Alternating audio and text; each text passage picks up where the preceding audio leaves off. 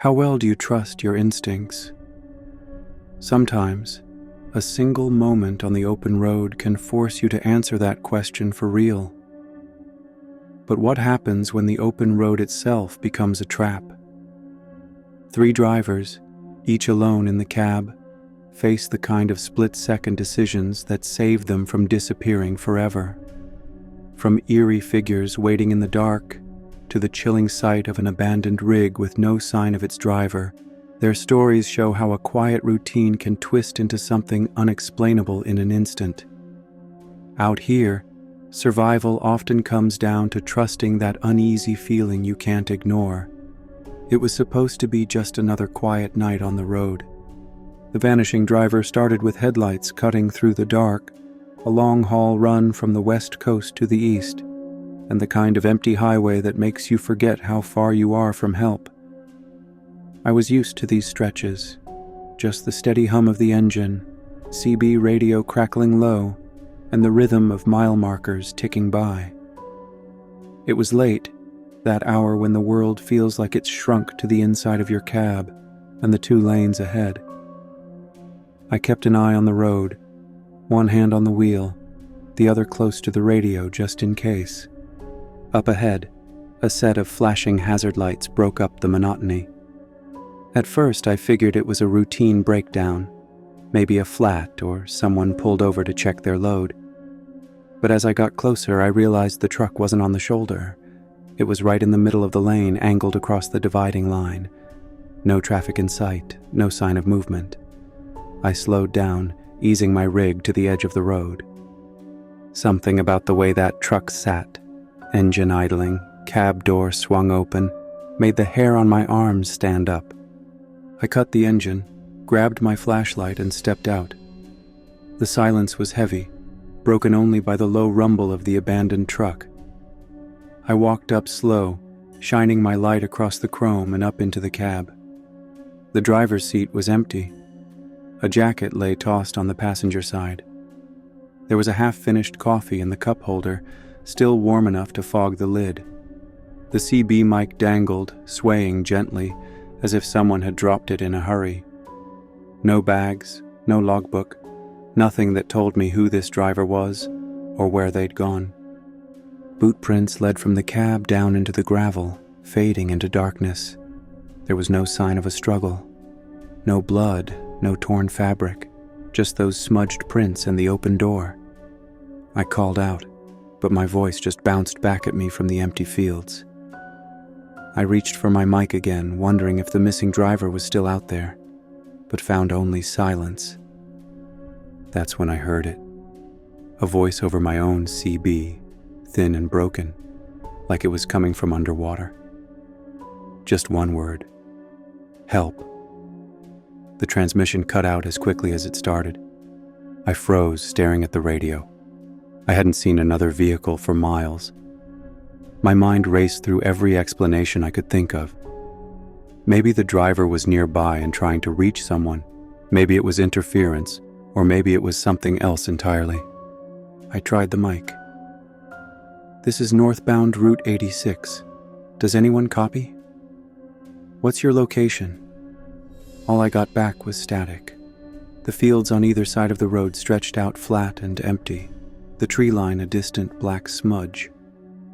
I swept my flashlight along the ditch and down the embankment, but there was nothing. No movement, no shapes, just the sound of my own breathing and the low thrum of engines. Part of me wanted to get back in my truck and leave. The other part kept me rooted there, scanning the darkness, waiting for something, anything, to make sense of what I was seeing. I walked a few steps along the gravel, following the boot prints until they disappeared. I didn't go far. Instinct told me not to stray from the road, not to let curiosity get the better of me. I circled back to the abandoned cab, shined my light in one last time, and then made my way back to my own rig. I sat behind the wheel, hands shaking, eyes flicking to the rearview mirror and the radio. I waited, listening for another voice, another sign, but the radio stayed dead except for the occasional burst of distant chatter. I locked my doors and started the engine. As I pulled away, I kept glancing back at that truck, its hazards still blinking in the dark. The next morning, I called it in. By the time the authorities arrived, the truck was still there, engine cold now, cab just as empty as before. The police found tracks in the field and evidence that 3 other vehicles had been parked nearby, but no one could say why. The missing driver was never found. No one saw anything, no one heard anything, and the only clue was that single, desperate call for help that faded into static. Word spread quick among the drivers who ran that stretch. Some said it was a setup, others said it was just bad luck. There were rumors. Other rigs left in the same way, sometimes with the engine running, sometimes not. Sometimes people said you'd see a car pulled off just out of sight, but by the time you stopped, it was gone. Thousands of disappearances happen on isolated roads each year, but out here, it's the ones that leave no trace that get under your skin. I kept thinking about what could have happened if I'd gone further into that field, or if I'd ignored the feeling in my gut and tried to search for the missing driver myself. I thought about the jacket, the coffee, the open door, and the way the CB mic swung gently as if someone had just let go. I realized how quickly routine can turn to something unexplainable, how the road you trust can shift in a heartbeat. The weeks after, I found myself checking the locks twice, watching the mirrors, listening for voices on the radio that weren't there. The feeling didn't fade. I'd roll past another empty mile, lights flickering on the horizon, and wonder if I'd ever know what happened that night. The truth is, I probably never will. Sometimes trusting your gut means never looking back. The forest stretched endlessly on either side of the highway, its twisted branches clawing at the sky like shadows frozen in time. Around 2 a.m., I was deep into a stretch of highway lined with dense woods, the kind of road where the world narrows to the reach of your headlights and the steady pulse of the engine. I'd been driving for hours without passing another car. The monotony was familiar, but tonight, something felt off. There was a tension building, a sense that the night was holding its breath. It started with a flicker in the distance, a glint of reflection at the edge of the beam. I eased off the accelerator, squinting at the shoulder. There was someone standing there, just off the pavement, still as a post. I couldn't make out their face or what they wore, only the outline of a person against the trees. They didn't move or wave, didn't make any sign that they needed help. There was no car pulled over, no sign of a breakdown, just a figure standing in the dark, watching the truck roll past. I checked the mirror, half expecting to see them step onto the road, but the woods swallowed them up. I tried to shake it off. People sometimes walk these stretches, but it was the middle of nowhere and the middle of the night. I turned up the CB, hoping for a distraction, but there was only static and the occasional distant voice.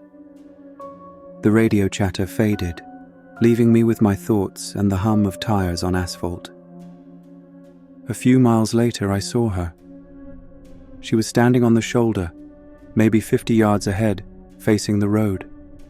The headlights picked her out clearly, torn jeans, a red hoodie, hands hanging by her sides. Her face was pale and she stared straight ahead, not at me or the truck. As I got closer, she didn't move. Her eyes didn't follow the cab or react to the noise. For a moment, I thought she might be a trick of the light, but as I passed, I caught the blankness in her expression.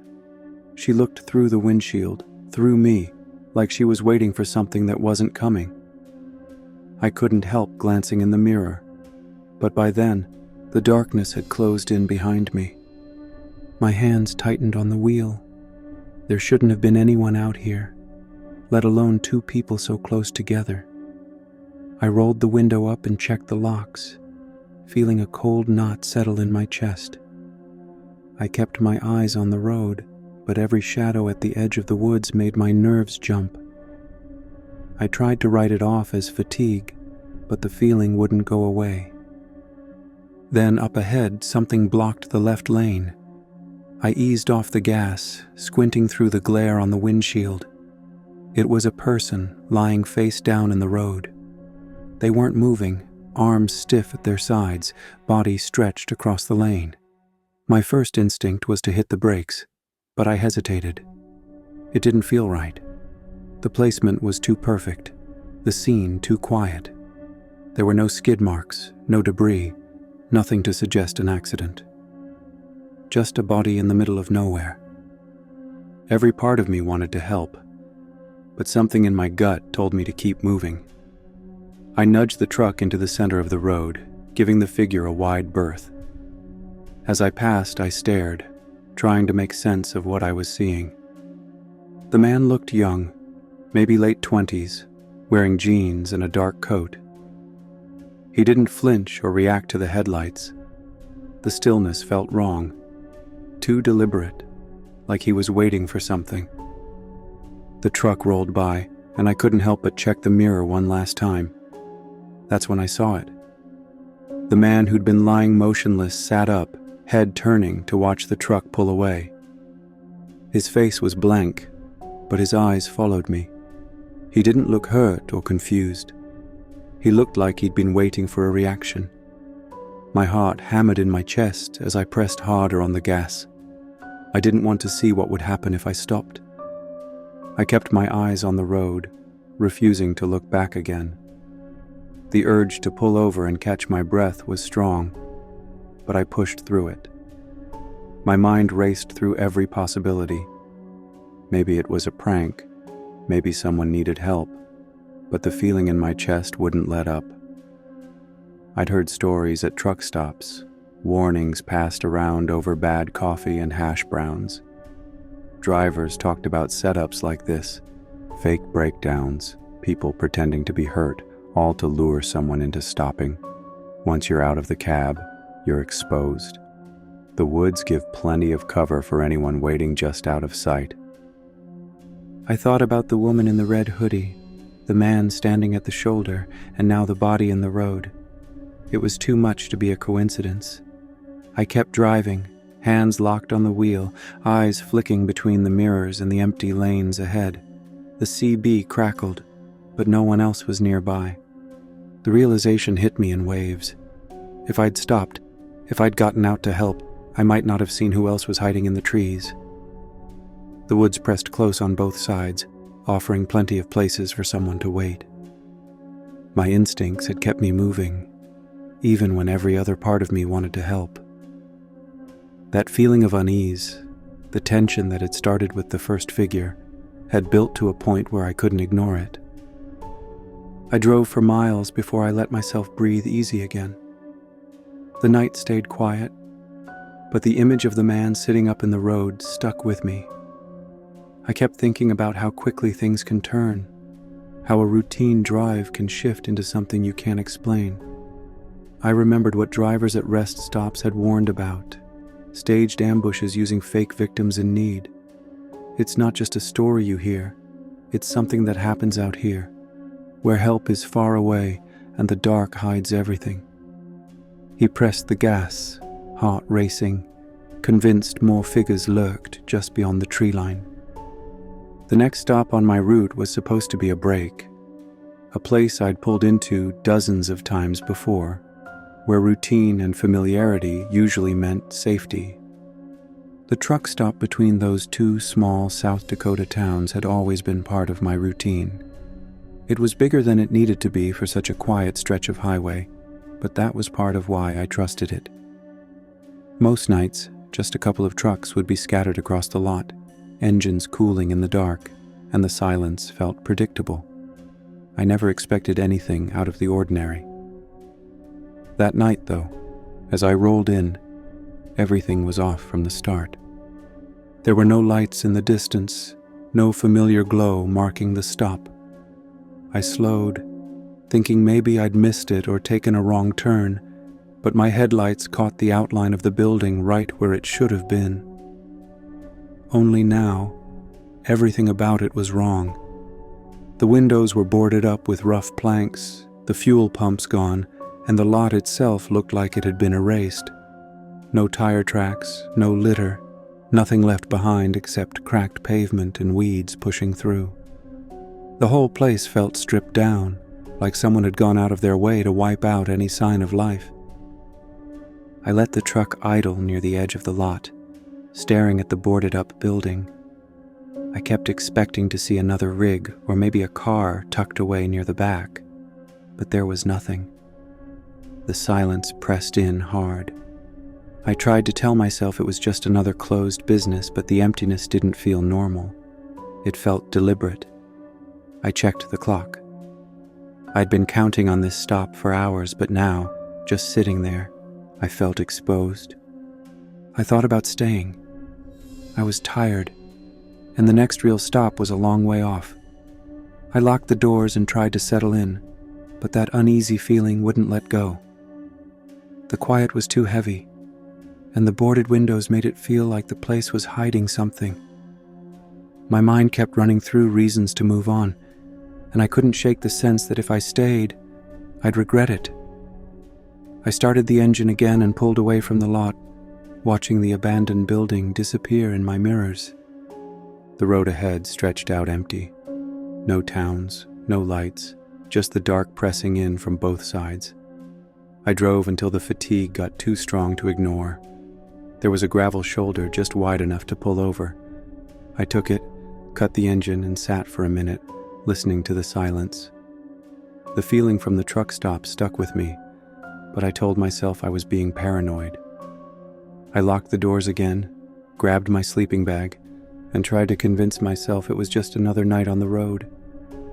I was almost asleep when I heard a sound, quick, sharp, and out of place. It could have been gravel shifting, but it didn't fit. I froze, listening. The noise came again, a high-pitched squeak, and then the faint hum of an engine just outside. I sat up, heart pounding, and checked the side mirror. Headlights glowed behind me, not moving, not on the highway. Whoever it was had pulled off the road and killed their engine, but they were close, too close. I kept my keys in my hand, debating whether to start up and leave. Before I could decide, I saw movement in the passenger window. A man in a hooded jacket and a thick beard, maybe early 40s, stepped out of the shadows and came straight for the door. He didn't hesitate. He grabbed the handle and yanked, shaking the whole door. My stomach dropped. I jammed the key into the ignition, hands shaking. That's when the first crack split the air and the glass exploded. A rock came through the window, spraying shards across the seat. He reached in, fingers searching for the lock. I didn't wait. The engine roared as I stomped on the gas, gravel spraying behind me as I pulled hard back onto the highway. In the mirror, I saw him stumble back, then disappear into the dark. I kept my eyes forward, not daring to look back again. My hands were locked on the wheel, knuckles white, breath coming in short bursts. I drove until the next town, barely slowing down when I saw lights in the distance. When I finally pulled over, I sat in the cab, shaking, the broken glass crunching under my boots. I kept thinking about how close it had been, how a few seconds slower, or one more moment of hesitation, and he might have gotten in. The abandoned truck stop, the empty lot, the silence that felt like a warning, it all made sense now. My gut had told me to keep moving, and it had saved me. I kept replaying the scene in my head, the boarded windows, the missing pumps, the way the lot felt erased. I'd spent years trusting that stop, counting on it to be the safe place in the middle of nowhere. But when it was gone, when it turned into something unfamiliar, my sense of safety disappeared with it. I realized how quickly routine can turn on you, how the places you trust can change without warning. It took a long time for the adrenaline to wear off. I checked the locks again and again, listening for any sound outside. Every headlight in the distance made me tense up, waiting for another figure to step out of the dark. I kept thinking about what would have happened if I'd stayed in that lot, if I'd ignored the feeling that something was wrong. Even after I left South Dakota behind, the memory of that night followed me. I noticed the way my hands hovered over the locks, how I scanned every lot before pulling in, how I listened for sounds that didn't belong. The idea that a place could go from safe to dangerous so fast stuck with me. I started to question every routine, every shortcut I'd relied on for years. Some things on the road you can prepare for, others you just have to survive. I learned that night that instincts aren't just a backup plan. They're the only thing that stands between you and what waits in the dark. Even when the road is empty and the lot looks familiar, you never really know what's waiting for you until it's too late. The feeling didn't fade after the sun came up. There were days when I thought I'd left it behind, but it always came back, quiet, steady, just under the surface. Sometimes the road's clear and the miles roll by, but what happened out there doesn't let go. Sleep was no longer simple. Most nights I'd park and kill the engine, but instead of relief, I felt exposed. The quiet inside the cab left too much room for my mind to run back over every detail, each sound outside, each flicker of movement in the mirrors. It was easier to keep moving than to risk closing my eyes, so I'd drive until exhaustion forced me to stop. When I did rest, it was never deep. My body stayed tense, ready to react if anything felt off. I started to believe that letting my guard down, even for a few minutes, might be all it took for something to go wrong. The habit of checking locks became second nature. Before, I'd pull the handle once, maybe twice, and move on. Now I'd check it 3, 4 times, sometimes more. I'd sit in the dark and listen, waiting for the scrape of gravel or the distant crunch of footsteps. The memory of that man yanking the door, the glass exploding, replayed every time I reached for the latch. Even after I got home, I'd double-check the front door, haunted by the idea that a stranger could appear out of nowhere and try to force his way in. Long hours alone can magnify these memories, making rest feel dangerous. The cab, once a place of routine comfort, became a space where old scenes looped on repeat. The abandoned truck's empty cab, the woman in the red hoodie, the man lying in the road, each image surfaced at random, triggered by a shadow or the static on the CB.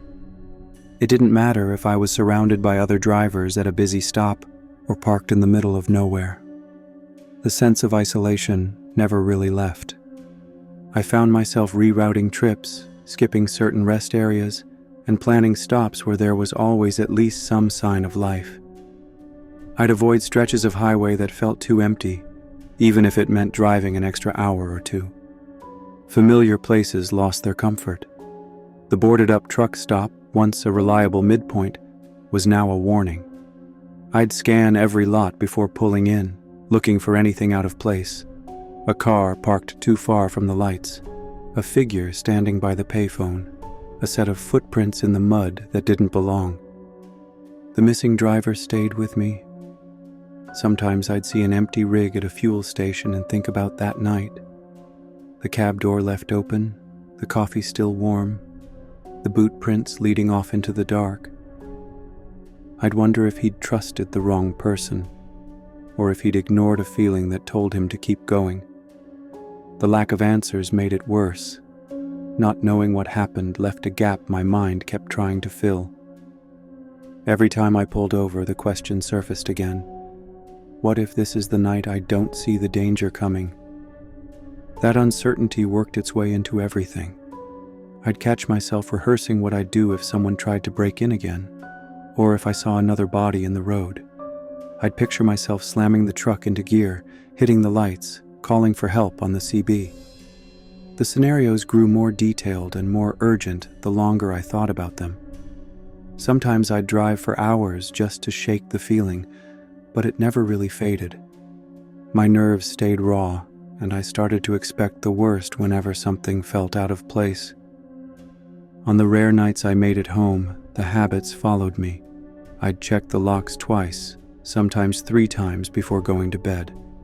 A car door slamming outside or a stray shout would snap me awake, heart pounding, convinced for a second that someone was trying to get in.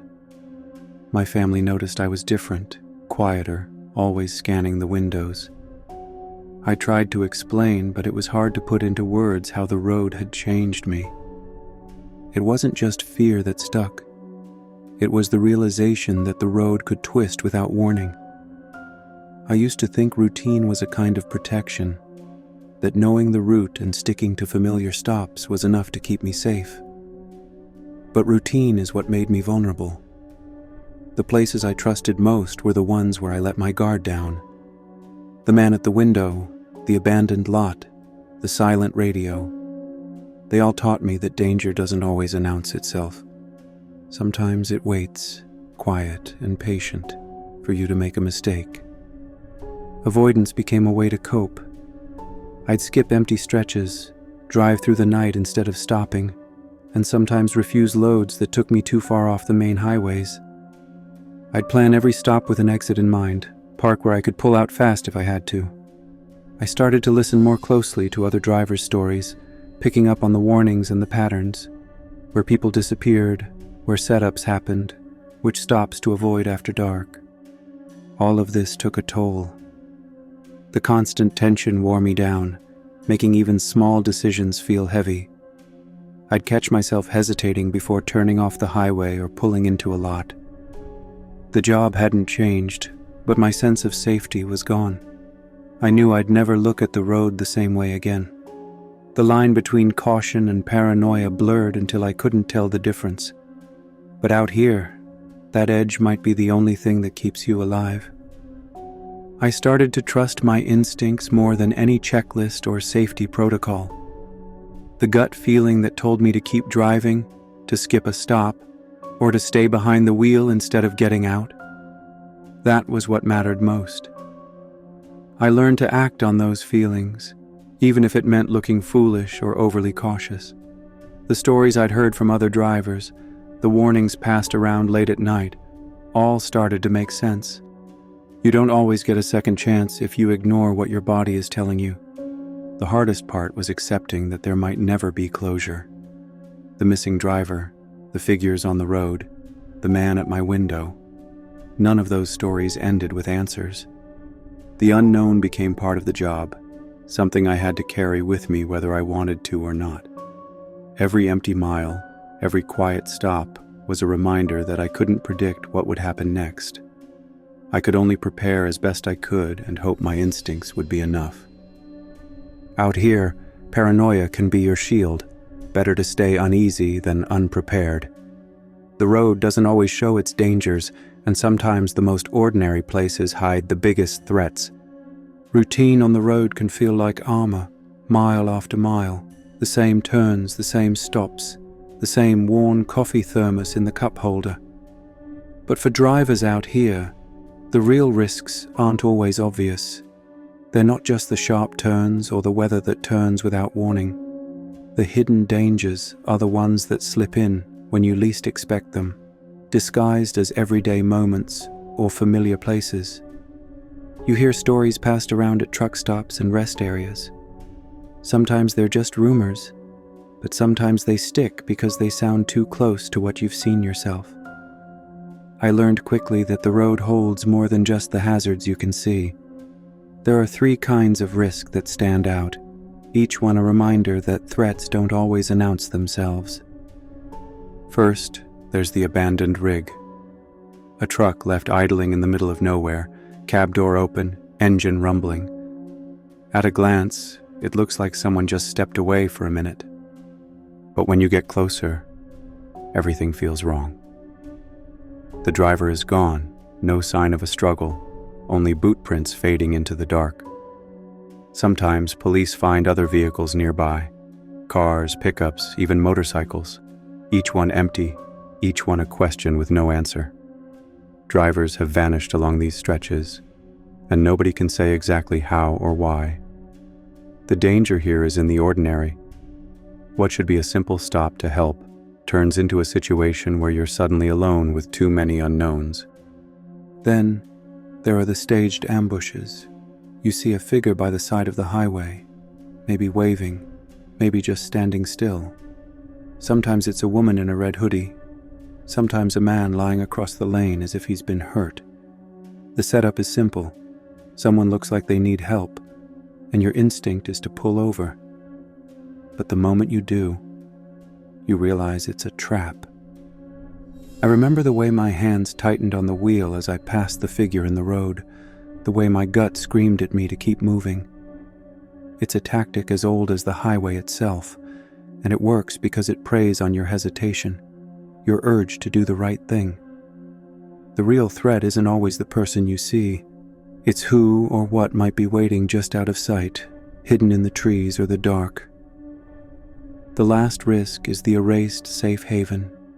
Truck stops and rest areas are supposed to be places where you can let your guard down for a minute, grab a coffee, stretch your legs.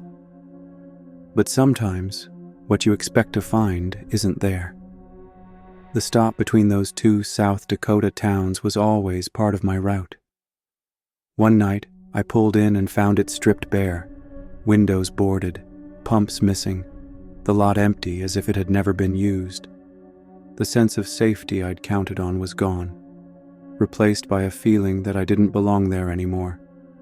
When I left, the unease followed me. Later, parked on a gravel shoulder, I heard footsteps and saw headlights. Someone tried to get in, smashing the glass, reaching for the lock. I realized then that even familiar places can turn dangerous overnight, and that routine can make you vulnerable if you're not paying attention. These aren't just isolated stories, they're patterns. Each one starts with something that looks harmless: a truck left running, a person in need, a quiet stop in the middle of nowhere. But the risk is hidden in the details you might overlook. The world outside the cab can shift in a second. What you thought was safe can turn threatening with no warning at all. Most of the time you don't get an explanation. Sometimes the police find tracks in the dirt or a coffee cup still warm in the cab.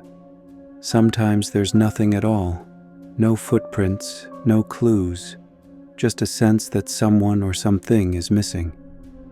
It's the silence that gets to you, the unanswered questions. You wonder how many drivers have stopped to help and never finished their route. How many times a staged accident or a fake breakdown has ended with someone vanishing into the night. I started to see the road differently after those nights. The lessons were simple, but they stuck. Never assume a situation is safe just because it looks familiar. Trust your instincts, even if you can't explain why you feel uneasy. Pay attention to the small things. A truck parked at a strange angle, a figure who doesn't react the way you'd expect, a stop that feels too quiet. The difference between a close call and a disaster is often just a second's hesitation, or the lack of it. There's no checklist for this kind of danger. You can run through safety protocols, keep the doors locked, check your mirrors, but sometimes that's not enough. The real defense is awareness. Not just looking, but seeing. Questioning what doesn't fit, even if it means changing your plans or driving an extra hour to find a safer place to stop. It means listening to the stories other drivers share, picking up on the warnings they pass along in low voices over late-night coffee. Some drivers say you get used to the tension. I never did. I learned to live with it, to let it sharpen my senses instead of dulling them. The road asks you to balance caution with action, to know when to help and when to keep moving. It's a constant calculation, and sometimes you get it wrong. But most of the time it's the gut feeling that saves you, the sense that something's off even if you can't say exactly what. I think about the abandoned rigs, the figures in the road, the empty truck stops. They're reminders that the threats out here aren't always loud or obvious. They wait in the quiet, in the places you've come to trust. For every story you hear, There are others that never get told. Drivers who didn't make it home. Mysteries that never get solved. The danger is real, whether or not you see it coming. What will the next empty stretch hold? Sometimes the answer is just silence. Other times it's the memory of a routine shattered, a place you thought was safe turned upside down. The only thing you can do is keep your eyes open, trust your instincts, and remember that the road doesn't owe you any warnings. Danger often waits where you least expect it. For these drivers, the places that felt safe, an old highway, a quiet truck stop, became the settings for their closest calls. Each story comes back to a simple truth. Instinct matters. The abandoned truck, the motionless figure at the roadside, the empty lot that should have been a refuge, all of it showed how quickly routine can shift. One driver put it best. If something feels wrong, don't ignore it. The road never tells you what's waiting, only that you'll hear it if you listen. Have you ever experienced a roadside encounter that didn't feel right? Share your story in the comments.